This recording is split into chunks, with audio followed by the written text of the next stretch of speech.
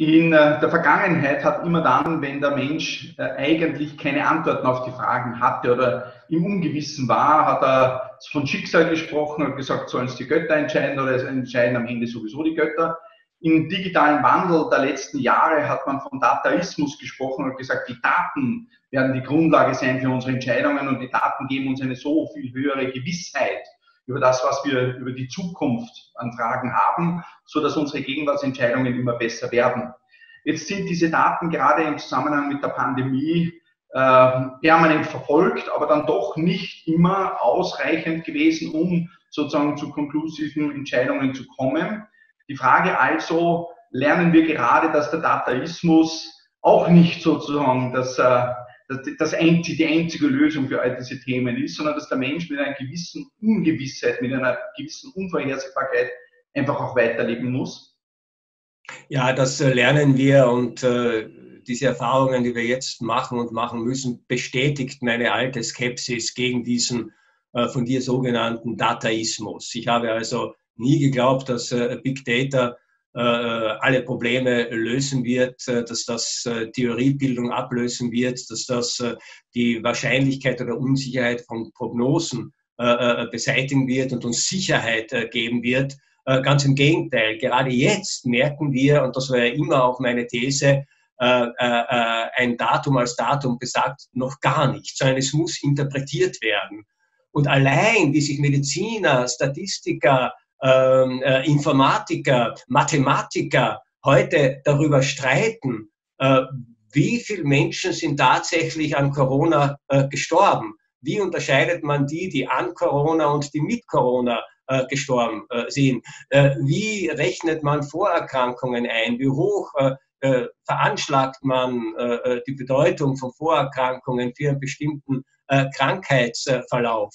Wie zählt man überhaupt Erkrankungen und Sterbefälle? Großbritannien hat sehr, sehr lange nur die als an Corona gestorben gezählt, die in Krankenhäusern gestorben sind. Ja, Menschen sterben nicht nur in Krankenhäusern an Corona. Das heißt also, die Datenlage war erstens oder ist noch immer ziemlich unsicher, ziemlich uneinheitlich. Es fehlen die Kriterien, nachdem wir diese Daten überhaupt erheben und ordnen. Und das Zweite ist sozusagen die Interpretation dieser Daten lässt uns einen unglaublichen Spielraum. Und das ist ja auf der anderen Seite auch der Grund dafür, dass man, was die politischen Entscheidungen dann betrifft oder was die politischen Entscheidungen, die man daraus ableitet, betrifft, dass wir hier es mit so einer großen Unsicherheit auch zu tun haben, weil es eben keine eindeutige Interpretation gibt. Das heißt, Daten sammeln ja, aber wenn ich nicht weiß, nach welchen Kriterien ich sammle, und wenn ich keine verbindlichen Überlegungen anstellen kann, wie diese Daten zu interpretieren sind, Daten allein stellen weder Kausalitäten her, noch geben sie uns Handlungsanleitungen für das, was ich jetzt oder in naher Zukunft tun soll. Ich habe am Anfang der Pandemie jetzt einmal aus österreichischer Sicht das Gefühl gehabt, dass es ethischer Sicht es absolut vertretbar war zu sagen, flatten the curve, also zu schauen, dass man das Gesundheitssystem sozusagen nie an seine Grenzen führt. Das war sozusagen der erste ethische Blick auf das Ganze. Und dann haben sich zwei ergeben, die dann in die Diskussion gekommen sind. Das eine war natürlich, dass man zwar auf der einen Seite Menschenleben rettet, auf der anderen Seite aber durch vielleicht zu wenig Versorgung von chronisch Kranken, durch vielleicht Erkrankungen, die im Bereich der psychischen Erkrankungen auftreten, im Zusammenhang mit solchen Maßnahmen, die gesetzt worden sind und vieles mehr, auch vieles auslöst. Und diese Abwägung zwischen sozusagen auf der einen Seite das Gute und auf der anderen Seite auch etwas auslösen, was sozusagen, weil dann kam man plötzlich in Diskussion und das wurde noch ein bisschen zusätzlich polarisiert mit der Abwägung zwischen, unter Anführungszeichen, ich formuliere es etwas direkt, Menschenleben und wirtschaftlichen Fragestellungen, die dann wiederum irgendwann all along zu der Frage führen können, kann das nicht auch wieder Menschenleben bedeuten, wenn man sagt, also man kann es sich nicht mehr leisten oder es führt Menschen in ganz besondere Situationen. Wie löst man ethisch solche Themen? Kann man das überhaupt lösen oder wird das immer nur eine Momentaufnahme sein und am nächsten Tag kann es schon wieder anders sein? Also ich glaube, prinzipiell kann man das kaum lösen, außer man hat eine ganz starke ethische Theorie. der man unbedingt folgt. Die kann jetzt utilitaristisch sein, dass man sagt, also immer, wenn sozusagen die Gesundheit von wenigen das Glück der vielen gefährdet, dann opfern wir die Gesundheit der wenigen und sei es um den Preis, dass sie auch sterben. Das kann eine rigide kantianische Ethik sein, in der sozusagen der Schutz des Lebens eines jeden Einzelnen gleich viel wert ist als der eines anderen und wo ich nicht sagen kann, ich muss den 70-Jährigen sterben lassen, damit der 30-Jährige seinen Job nicht verliert. Das wäre in so einer Ethik undenkbar. Beide Ethiken führen uns in der sozialen Praxis, in der gesellschaftlichen Praxis, in der medizinischen Praxis natürlich mitunter zu unlösbaren Situationen und ich glaube, dass solche Bedrohungen, wie wir es jetzt erleben oder erlebt haben, natürlich auch immer zu tragischen, das heißt ethisch nicht wirklich entscheidbaren Situationen führt. Was man macht, aus einer bestimmten Perspektive kann man immer sagen, es war das Falsche. Ich war immer auch der Auffassung, die du vertreten hast, dass es darum ginge, alles zu tun, um die Überlastung des Gesundheitssystems zu vermeiden. Ich habe allerdings nicht gewusst, und das wirft doch ein bisschen ein anderes Blick darauf, dass sehr viele sozusagen Kollateralschäden dieser Strategie, dass eben Menschen, die operiert werden hätten müssen, nicht operiert werden konnten, dass Menschen, die einen Arzt brauchten, jetzt diesen Arzt nicht aufsuchen konnten, dass das jetzt nicht nur dieser Politik des Lockdown geschuldet war, sondern auch dem geschuldet war, dass niedergelassene Ärzte, Arztpraxen, Fachärzte, ja auch Krankenhäuser eigentlich nicht vorbereitet waren auf solch eine Situation. Es gab keine Schutzmasken, es gab keine Schutzanzüge. Das heißt, die Leute konnten auch deshalb nicht ihren Arzt aufsuchen, weil der sich nicht vor einer eventuellen Gefahr schützen konnte. Und dass ich gerade in Regionen, wo diese Pandemie intensiver zu spüren war als bei uns, sehr, sehr viele Ärzte angesteckt haben. Ja? Das muss einem doch zu denken geben, weil wir gehen doch davon aus, wenn irgendeine Institution die hygienischen Voraussetzungen hat, um mit Ansteckungsgefahren umzugehen, dann sollten das doch Krankenhäuser und Arztpraxen sein. Und wenn ich dann lese, dass wochenlang niedergelassene Ärzte keine Schutzmasken bekamen, dann denke ich, das ist jetzt nicht nur eine Frage, riskieren wir das Wohl der Wirtschaft gegen das Leben von bedrohten Menschen, sondern es ist auch eine Frage, wie ist organisatorisch ein Gesundheitssystem auf so etwas vorbereitet. Und ich hoffe doch sehr, dass wir wenigstens daraus die richtigen Lehren ziehen werden. Das wird unsere Wirtschaft nicht ruinieren, wenn wir unsere Zukunft, unsere Krankenhäuser prophylaktisch mit Schutzanzügen und einer Schutzinfrastruktur ausstatten. Jetzt wollen wir alle möglichst rasch wieder zur Normalität zurückkehren, aus vielen guten Gründen. Die Überlegungen, die da angestellt werden, gehen aber auch in die Richtung zu sagen, bis wir einen Impfstoff haben, könnte man doch über das Monitoring, über das Tracking der Menschen das Leben etwas, wie soll ich sagen, besser organisieren. Wenn man wüsste, wer hatte die Krankheit schon, wer hat sozusagen schon Antikörper gegen das Virus gebildet, wer ist gerade sozusagen infiziert. Wenn man das tracken würde, könnte man vielleicht ein besser strukturiertes Wiederhochfahren des gesellschaftlichen und des wirtschaftlichen Lebens erreichen. Auf der anderen Seite wäre es wahrscheinlich ein ziemlicher Eingriff in die Privatsphäre der Menschen, das zu tun. Die einen sagen, gut, aber wenn es den Maßnahmen in Richtung Normalität hilft, soll es mir recht sein. Die anderen sagen, so weit dürfen wir nicht gehen. Was ist deine persönliche Sicht dazu? Naja, da sind sich ja sehr, sehr viele Experten einig, dass das tatsächlich ein probates Mittel wäre, um eben das Wiederaufflackern der Epidemie, der Pandemie in den Griff zu bekommen, zu verhindern, neue Infektionsherde sofort zu identifizieren, Menschen zu warnen und zu schützen. Ich habe jetzt prinzipiell keine großen Bedenken dagegen, wenn zwei Voraussetzungen eingehalten werden. Es muss auf Freiwilligkeit beruhen. Das heißt also, wir müssen an die Vernunft und die Einsicht der Menschen appellieren, dass sie hier ihre Daten zur Verfügung stellen und die entsprechende App, die ja ohnehin schon in dieser Richtung modifiziert worden ist, installieren.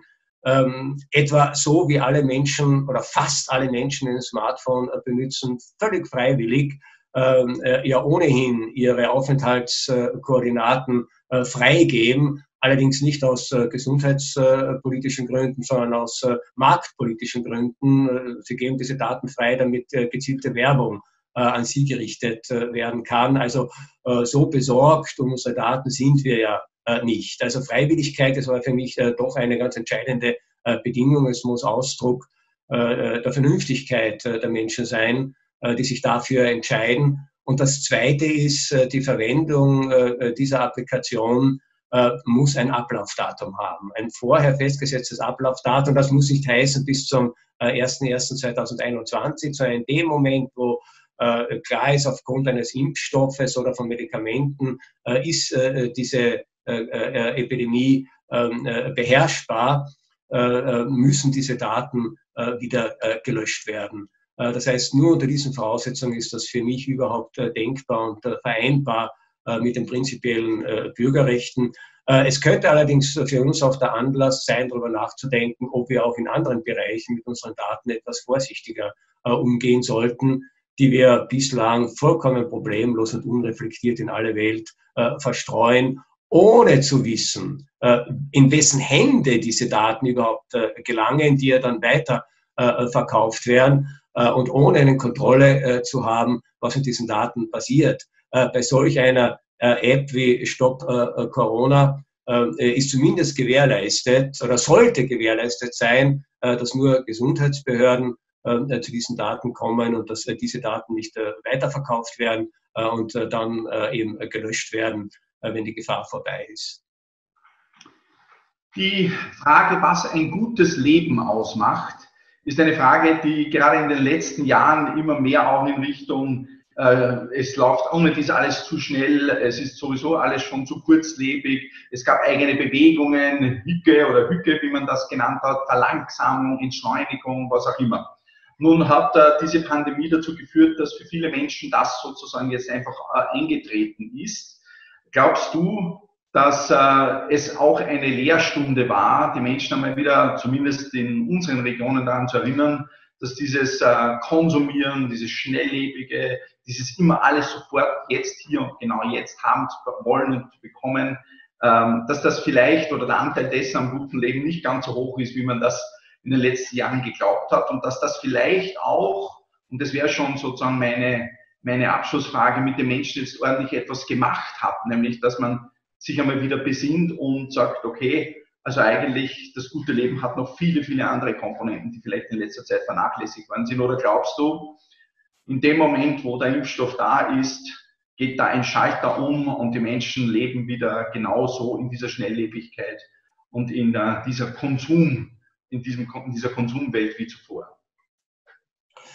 Also ob das jetzt eine Lehrstunde war, wage ich noch nicht zu sagen, aber es war eine Stunde von bestimmten Erfahrungen. Das denke ich schon. Also natürlich bewege ich mich in Milieus, wo die Menschen jetzt nicht wirklich unmittelbar existenziell bedroht waren, etwa durch Verlust des Arbeitsplatzes. Gleichzeitig kenne ich natürlich viele Menschen, die in meinem Alter sind oder älter sind und die natürlich jetzt in einem gesundheitlichen Sinn sehr wohl direkt von diesem Virus bedroht waren. Aber auch wenn ich jetzt mit meinen Assistentinnen oder Assistenten spreche, also junge Menschen, die das irgendwie jetzt nicht wirklich existenziell berührt und ich so meinen Rundruf starte allwöchentlich, wie geht's euch denn? Dann kommt ein ganz verschämtes, als würde man sich genieren, aber irgendwie doch heraus, eigentlich wahnsinnig gut. Das heißt also, sehr viele haben tatsächlich diesen verordneten Rückzug, diese Situation, in der man jetzt nicht von einem Termin zum anderen hetzen muss, in der man sich unglaublich viel Wegzeit erspart, weil man eben fast alles von zu Hause erledigen muss und den meinem Fall oder im Fall meiner Studenten oder Assistenten natürlich auch erledigen kann. Ja, wir arbeiten ja in Berufen, in denen man nahezu wirklich sehr, sehr viel im Homeoffice machen kann.